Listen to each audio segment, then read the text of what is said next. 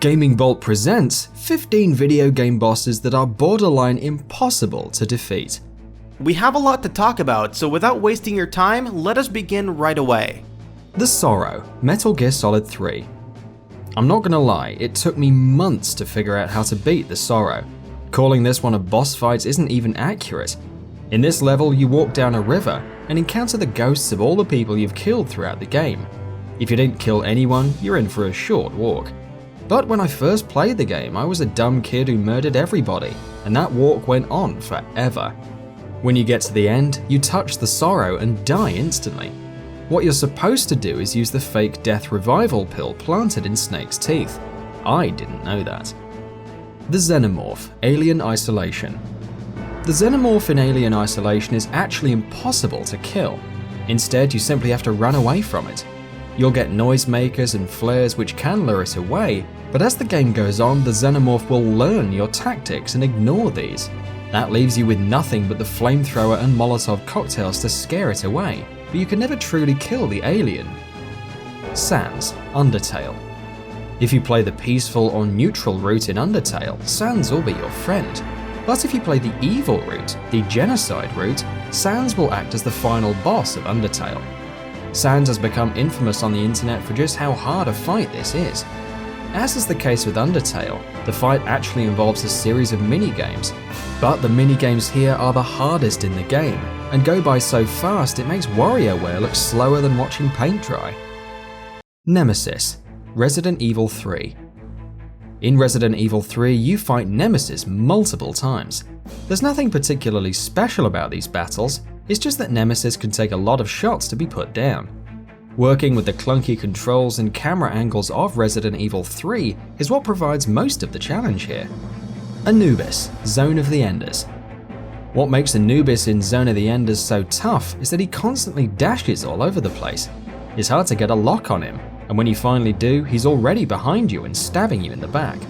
It's not the hardest boss in the world once you get the timing down, but before you do, this boss is effectively impossible to beat. You've got to have the skill to take him down. Sam, Metal Gear Rising: Revengeance. No, this isn't the nanomachine's son guy, but it is the other meme-worthy dude with the ponytail. Sam unleashes a fury of attacks on you, and just like Anubis, he's constantly dashing around the battlefield, so it's hard to get a beat on him. Hunter, Deadspace. The Hunter is a regenerating monster in Deadspace that you have to shoot repeatedly until it goes down, but of course it gets back up right away. When you first meet it, you pretty much just have to run away, but the second fight is just as tough as the first. Pyramid Head, Silent Hill 2. You see Pyramid Head all throughout Silent Hill 2, but it's not until near the end of the game when you finally get to fight him. You're stuck in a small room with nothing but basic weapons, and have to constantly avoid his attacks. Luckily he's slow, but he packs a devastating hit that one hit can be enough to kill you. Nameless King, Dark Souls 3. Should it come as any surprise that a Dark Souls game made the list?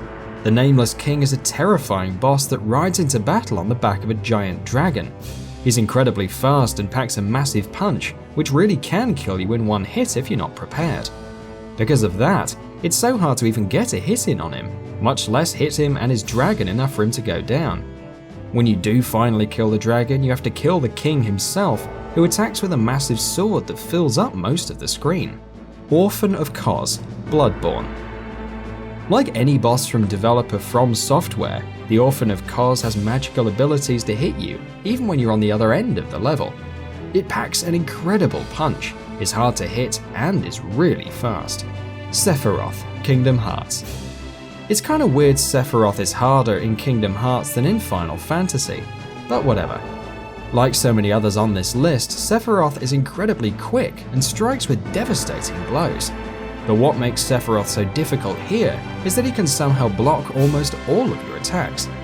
Try and get a frontal assault going against him is a waste of time because he blocks like crazy and still has enough time to get a hit on you. The key is trying to stun him from behind, but that's easier said than done. Spiritual Larsa, Mushi-Hime-sama. Mushi-Hime-sama is a bullet hell shooter, which is all I really need to say, isn't it? Bullet hell shooter and boss fight is one of the most fear-inducing combinations in the world. Spiritual Larsa in particular is a nasty one, because he fills the entire screen with bullets and explosions from nearly start to end. If you can get through the fight without suffering a seizure right away, you'll find trying to dodge any attacks a waste of time. You have to hold down the fire button and just hope for the best. Flondra Scarlet, to Who series. Another bullet hell shooter, Flondra Scarlet is tough for the same reasons. She fills the screen up with bullets left, right and center.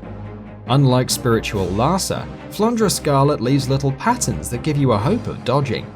Thing is though, if you miss a dodge, then it's easy to get almost stun-locked into her next series of attacks, screwing you over until you die.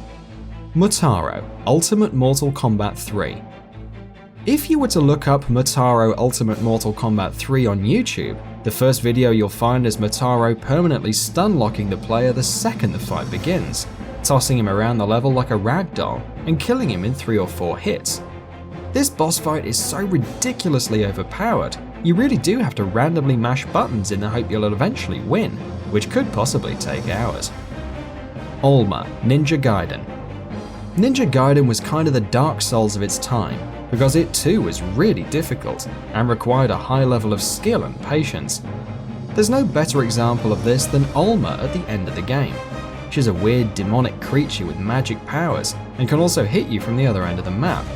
She has an annoying move that can grab hold of you and lock you in place while she literally squeezes the life out of you. One hit from this attack can screw you over big time. And that wraps it up. What are your thoughts about this? Let us know in the comments below. And if you enjoyed this video, please like and share it on Twitter and Facebook. And why not consider subscribing? We upload some really cool videos almost every day.